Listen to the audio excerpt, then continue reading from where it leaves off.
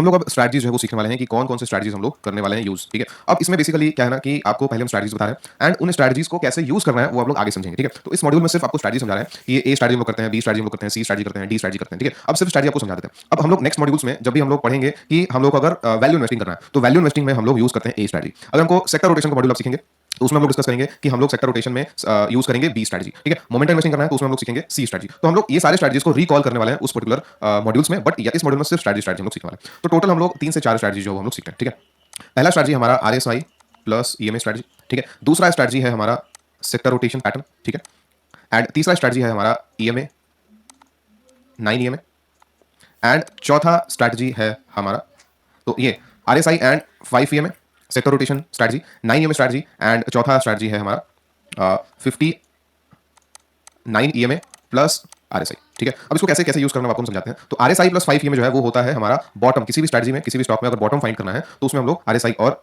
5 EMA use करते हैं। ठीक है, तो किसी भी स्टॉक में बॉटम फाइंड करना हो आप इस स्ट्रैटेजी को यूज कर सकते हैं एंड इस स्ट्रैटेजी को हम लोग वैल्यू इन्वेस्टिंग में यूज करते हैं। ठीक है, अब एक हम लोग थोड़ा सा डिटेल में समझते हैं।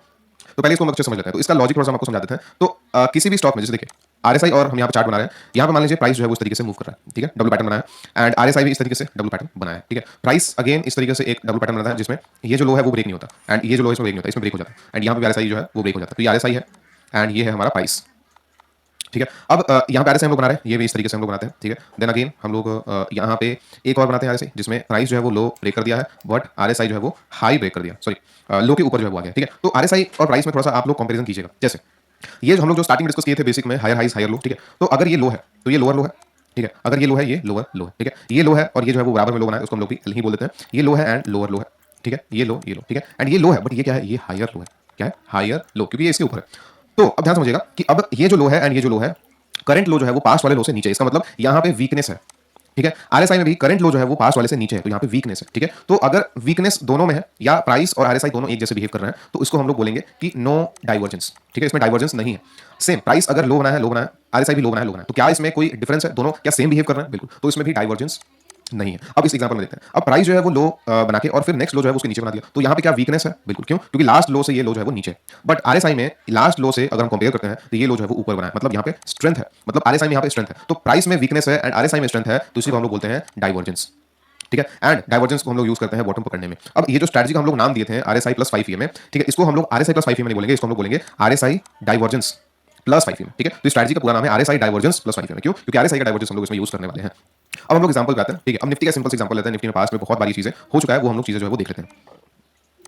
अब हम लोगों को जैसे ये कंडीशन आप लोग समझ गए। अब इस कंडीशन में हम लोग को डाइवर्जेंस जो है वो स्ट्रॉन्ग दिख रहा है। ठीक है, क्यों? क्योंकि प्राइस और आरएसआई में जितना डिफरेंस ज्यादा रहेगा, जैसे उनका बिहेवियर अलग रहेगा, उतना हमारे पास डाइवर्जेंस मिलेगा। बट क्या हम लोग इसको कंसीडर करेंगे कि डाइवर्जेंस है? ठीक है, समझिएगा थोड़ा सा। ये प्राइस हमारा हायर हाई बना है, हायर लो बना है।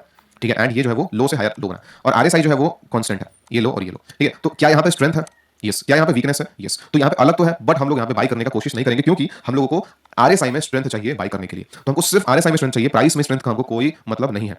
अब यहाँ पे एक और एग्जांपल हो जाए कि प्राइस सेम है एंड आरएसआई जो है वो लोअर लो बना है। ठीक है, तो क्या आरएसआई में वीकनेस है? यस। क्या प्राइस में वीकनेस है? नो। बट हम लोगों को यहाँ पे कुछ करना है क्या? नहीं, क्योंकि हमको आरएसआई में स्ट्रेंथ चाहिए, तभी हम लोग उसको बाई करेंगे। तो सिर्फ यही एक कंडीशन है जिसमें हम लोग बाई कर सकते हैं। एंड एक और कंडीशन है वो ये है कि प्राइस लोअर लो बनाए, प्राइस लोअर लो बनाए एंड आरएसआई कांस्टेंट बने। ठीक है, तो इसका मतलब ही क्या होगा कि प्राइस के कंपैरिजन में आरएसआई में स्ट्रेंथ है एंड इसलिए हम इसको बाय करेंगे। ठीक है, तो सिर्फ दो ही कंडीशन है हमारे पास बाय करने का, वो है कि प्राइस लोअर लो बनाए एंड आरएसआई हायर लो बनाए, तो हम लोग बाय कर लेंगे।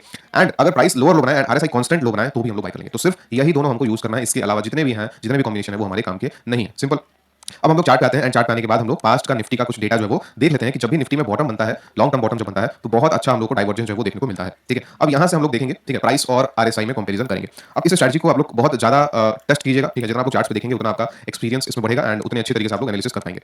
अब हम लोग यहाँ पे लिखे हैं कि डाइवर्जेंस के साथ 5 ईएमए भी यूज करना है। ठीक है, यहाँ पे देखिए 5 ईएमए भी यूज करना है। ऐसा क्यों? क्योंकि डाइवर्जेंस बनाने के बाद प्राइस जो है ना वो और नीचे जा सकता है एंड हम लोगों को और डाइवर्जेंस जो है वो स्ट्रॉन्ग बना सकता है। जैसे जैसे अगर आपको बताएं एग्जांपल, तो यहाँ पे जैसे प्राइस है, ठीक है, अब सपोज करते हैं कि यहाँ पे डाइवर्जेंस बन गया होता, जैसे ये जो लो है ये लो यहाँ बन के यहाँ बन गया होता, फिर भी ये और नीचे आ सकता था। ठीक है, तो हम लोगों को ईएमए इसलिए यूज करना है ताकि कंफर्मेशन हमको मिल सके कि प्राइस बॉटम बना चुका है। क्योंकि अगर वो डाइवर्जेंस बनाते गया तो हम लोग अगर फर्स्ट डाइवर्जेंस में बाय कर लेंगे तो डेफिनेटली स्टॉप लॉस हमारा हिट होगा। बट हमको एक कंफर्मेशन चाहिए कि मार्केट में एक स्ट्रेंथ आ गया है। ठीक है, तो उस कंफर्मेशन के हम लोग 9 ईएमए भी 5 ईएमए भी यूज करेंगे।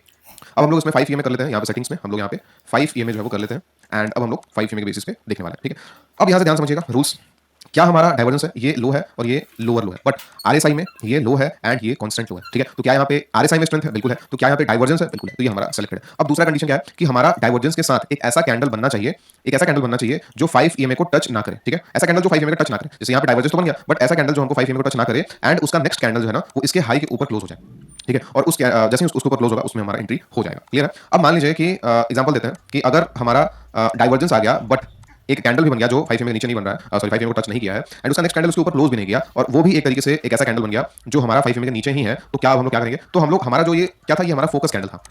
अब फोकस कैंडल हमारा इससे शिफ्ट होकर यहाँ पे आ जाएगा, ठीक है, इससे शिफ्ट होकर यहाँ पे आ जाएगा और सिंपल हम लोग अब इस कैंडल पे ध्यान देंगे, मतलब जो हम लोग इसके हाई के ऊपर क्लोज होने पे एंट्री लेने वाले थे, अब इसके हाई के ऊपर क्लोज होने पे एंट्री लेने वाले हैं, ठीक है। तो सिंपल सा लॉजिक है कि हमारा आरएसआई डाइवर्जेंस होना चाहिए, उसके बाद एक ऐसा कैंडल बनना चाहिए जो 5 एमए के नीचे हो एंड उसका नेक्स्ट कैंडल, ठीक है, या उसका नेक्स्ट कैंडल हमारा उस फोकस कैंडल के ऊपर क्लोज हो जाए, तो हमारा एंट्री जो है वो बन जाएगा, ठीक है। तो अभी करंट एग्जांपल्स आपको बताते हैं। एक स्मॉल गैप में हमारा जस्ट अभी एंट्री हुआ था, टेलीग्राम पर भी हम लोग पोस्ट किए थे, तो उसमें हम लोग अभी शो आपको करते हैं स्मॉल कैप में। तो स्मॉल कैप में हम लोग आते हैं, ठीक है, एंड यहाँ पे देखते हैं। अब क्या आप बताइए कि यहाँ से ये लो है और ये लोअर लो है, बट आरएसआई में देखिए ये लो है एंड ये लो है, तो क्या यहाँ पे आरएसआई में स्ट्रेंथ है, क्यों, क्योंकि लोअर लो नहीं बना, तो यहाँ पे स्ट्रेंथ है, ठीक है। तो स्ट्रेंथ है तो मतलब डाइवर्जेंस जो है वो टिक हो गया। अब क्या कोई ऐसा कैंडल बना है जो 5 एमए के नीचे है और वो 5 एमए को टच नहीं किया है, बिल्कुल बना है। तो ये वाला कैंडल ऐसा है, ठीक है। इसके पहले ये वाला कैंडल भी वैसा ही बना था, ठीक है, बट इसका जस्ट नेक्स्ट कैंडल फिर से 5 एमए के नीचे ही रह गया, 5 एमए को टच नहीं किया, तो हमारा फोकस कैंडल इससे यहाँ पे शिफ्ट हो जाएगा। अब ये हमारा फोकस कैंडल हो गया।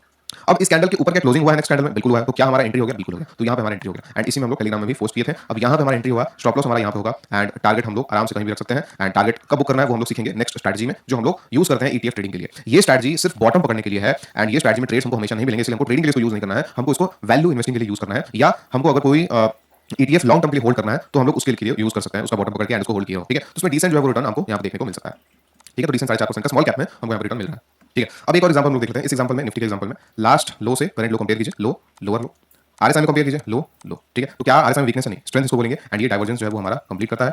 क्या हमारा ऐसा कोई कैंडल बना जो 5 एमए के नीचे बिल्कुल बना, ये बना, फिर उसके बाद ये बना, तो अब इसको ये देखेंगे, फिर नेक्स्ट कैंडल क्या उसके ऊपर क्लोज हो गया, बिल्कुल हो गया, तो यहाँ पे हमारा एंट्री हो गया एंड ये हमारा हमेशा जब इस तरीके से स्ट्रॉन्ग डाइवर्जेंस के साथ एक कैंडल बनता है तो ये लॉन्ग टर्म का हमारा बॉटम होता है। एंड यहाँ देखिए, यहाँ पे एक्जैक्ट बॉटम 2022 में किसी को भी पॉसिबल नहीं था, कोई ऐसा पॉसिबल नहीं है जो यहाँ पे एक्जैक्ट बॉटम जो है वो फाइंड कर दे, बट हमारा सिस्टम यहाँ पे एक्जैक्ट बॉटम फाइंड किया एंड यहाँ से पूरा रैली जो है वो कैप्चर किया, ठीक है। कोविड में भी ये सेम पैटर्न आपको दिखेगा, जितने भी बॉटम्स बनते हैं वो सब में आपको सेम पैटर्न बनते हुए दिखेंगे। जैसे 2017 का जो बॉटम है ये देखिए, क्या हमारा यहाँ पे लो लोअर लो बना है, बट आरएसआई में बहुत स्ट्रेंथ है, लो और हायर लो बना है, ठीक है। तो ये बहुत स्ट्रेंथ है। क्या ऐसा कोई कैंडल जो 5 में नीचे बना, बिल्कुल बना है। क्या नेक्स्ट कैंडल उसका क्लोज हो गया, बिल्कुल हो गया, तो ये भी हमारा यहाँ पे एंट्री हो गया, छोटा सा स्टॉप लॉस हो गया। तो इस स्ट्रेटजी में ये है कि अगर हम लोग गलत भी होंगे, मैक्सिमम टाइम आप सही होंगे क्योंकि हम लोग बड़े टाइम फ्रेम में एनालिसिस कर रहे हैं, ठीक है। बड़े टाइम फ्रेम में ये गलत नहीं होता, छोटे टाइम फ्रेम में गलत हो सकता है, बट अगर बड़े टाइम फ्रेम में गलत होता है तो हमारा स्टॉप लॉस बहुत छोटा है, बट हमारा टारगेट का कोई लिमिट नहीं, ठीक है। हम लोग देख सकते हैं कि यहाँ पे कोई बॉटम पकड़ नहीं सकता, बट हमारा सिस्टम जो है वो पकड़ता है, प्लस हमारा मैक्सिमम जितना भी गेन मार्केट में देने वाला है वो सारा गेन जो है वो कैप्चर होता है। तो इस स्ट्रेटजी का हम लोग इस तरीके से ही यूज करते हैं।